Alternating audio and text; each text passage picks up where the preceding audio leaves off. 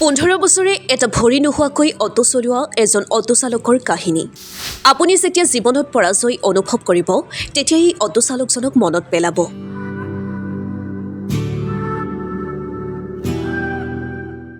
এটা সুস্থ জীৱনৰ পৰা হঠাৎ এটা ভৰি নোহোৱা হৈ যোৱাটো বুজাব নোৱাৰা এক বেদনা। এটা সুস্থ জীৱনৰ পৰা যেতিয়া এখন হঠাৎ সংগ এটা নোহোৱা হৈ যায় তেতিয়া সেই বুজাব নোৱাৰি আৰু সেইটো ধৰণৰ ভৰিটো নথকাৰ দুখ অলপ থাকে। ভৰিটো থকাৰ যিটো সুখ সেইটো আজি নাই, যিহেতু অলপতো দুখ থাকে।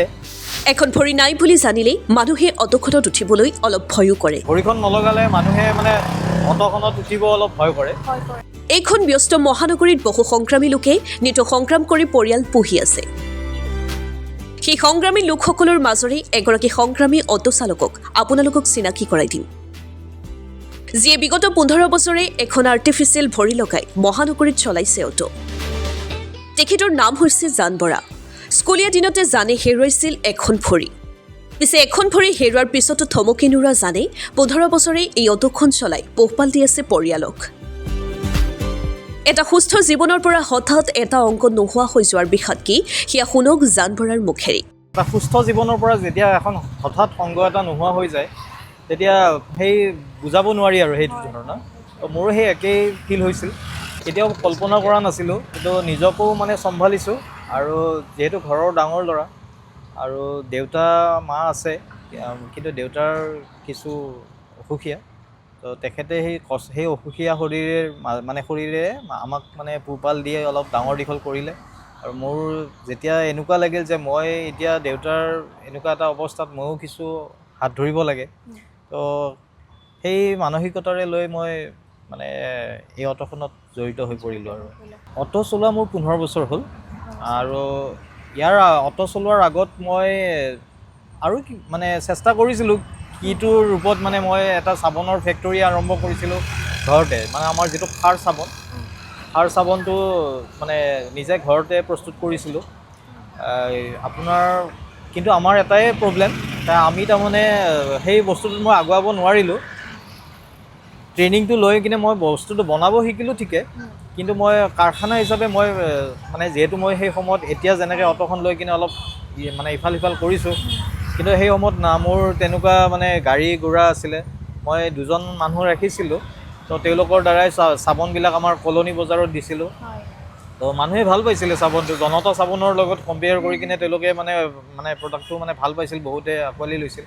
কিন্তু মোৰ যিহেতু কেপিটেলৰ খুব তেতিয়া কম এটা বাজেটত মই আৰম্ভ কৰিছিলোঁ, তো সেই বস্তুটো মই বেছি আগুৱাব নোৱাৰিলোঁ। আল্টিমেটলি মই কেমিকেলবিলাক আনি কিনে ঘৰলৈ উঠোৱাৰ কাৰণে হাৰ্ড ছিষ্টেমত মই লৈ যাব লাগে। মই কেৰিং চাৰ্জ বহুত পৰি যায়, আৰু জনতা চাবোনৰ লগত মই সেইটো বস্তু কম্পিটিশ্যন কৰাৰ মোৰ কেপাচিটি নাছিল। তো মানুহে য'ত কমত পায় সেই বস্তুটোৱে আঁকোৱালি লয়। তো মই বস্তুটো ভাল আছিল, প্ৰস্তুত ঘৰতে কৰিছিলোঁ, কিন্তু মই কম্পিটিশ্যনত নামিব নোৱাৰিলোঁ। আৰু পুৱাই অটোখন লৈ ওলাই আনি ৰাতি 7-8 বজালৈকে ভাড়া মাৰোঁ। প্ৰথম অৱস্থাত অলপ কষ্ট হৈছিল যদিও পিছলৈ সকলো লাহে লাহে মিলিছিল। এই আৰ্টিফিচিয়েল ভৰিখন মই ৰাতিপুৱা মই ঘৰৰ পৰা আহোঁ 7টা বজাত। 7টাৰ পৰা ৰাতি 8টা 8:30 বজালৈ মই অটোখন চলাওঁ। আৰু এই ভৰিখনৰ লগতে মই এইখনৰ পৰা ইমান এটা সুবিধা মোৰ ইমান নহয়, কাৰণ এইটো এটা লগোৱা ভৰিহে। তো তথাপিতো এটা লগাই লৈ কিনে নিজৰ কাৰণ ভৰিখন নলগালে মানুহে অটোখনত উঠিব অলপ ভয় কৰে। তো সেইকাৰণে মই লগাই লোৱাৰ ফলত ইমান গম নাপায়। জীৱনক লৈ প্ৰথম অৱস্থাত অলপ নাৰ্ভাছ ফিল কৰিছিলোঁ, কাৰণ যিহেতু তৎক্ষণাত এডজাষ্ট হ'ব পৰাটো নাযায়। তো সেই সময়খিনিত এটা নিজকে বহুত এটা বুজাব নোৱাৰা ভাষাৰে এটা কিছু মনত ফিল আছিলে যে কি কৰিম জীৱনটোত, কেনেকৈ আগুৱাই যাম। কিন্তু লাহে লাহে ফিল কৰিলোঁ যে মোৰ নিচিনা আৰু বেলেগ মানুহো আছে, যিখিনি মানুহে চলি আছে। তো মই সেই মানুহখিনিক ফ'ল' কৰি যে তেওঁলোকে যদি আগুৱাব পাৰিছে ময়ো চেষ্টা কৰিম।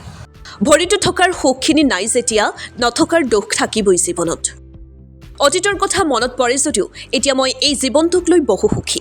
ভৰিটো থকাৰ যিটো সুখ সেইটো আজি নাই, যিহেতু অলপতো দুখ থাকে, কিন্তু তথাপিতো আৰু নিজৰ জীৱনটোক লৈ সুখী। আৰু মই এতিয়া মোৰ যিটো অৱস্থাত মানে মোৰ যিটো সময়ত মোৰ ভৰিখন হেৰুৱাইছিলোঁ তেতিয়া মোৰ স্কুল লাইফ আছিলে ক্লাছ 10ৰ ষ্টুডেণ্ট আছিলোঁ।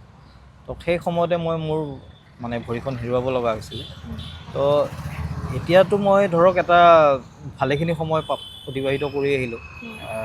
গতিকে মনত পৰে কিছু আগৰ কথা, কিন্তু এতিয়া এই জীৱনটোক লৈ মই সুখী বুলিয়ে ক'ব লাগিব, যিহেতু গোটেইখিনি মোৰ পৰিয়াল মোৰ লগত আছে আৰু মই নিজেও নাভাবোঁ এতিয়া যে মোৰ কিবা এটা শাৰীৰিকভাৱে মই অক্ষম।